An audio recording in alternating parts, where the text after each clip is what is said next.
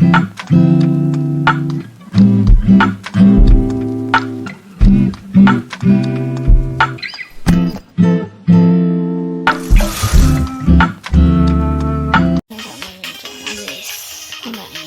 数やってくれます。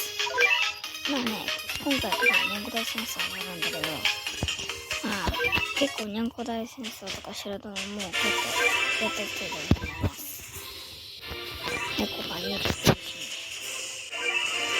なんだろうね、この悪魔獣なんちゃらこんちゃらこんちゃらって、卵のやつだよね。全然出えへん。おい、死んだでおるぞ。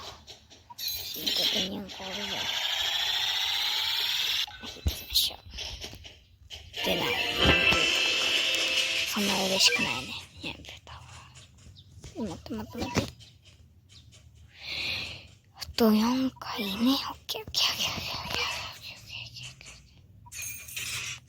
うんこかちゃん引いていきましょう。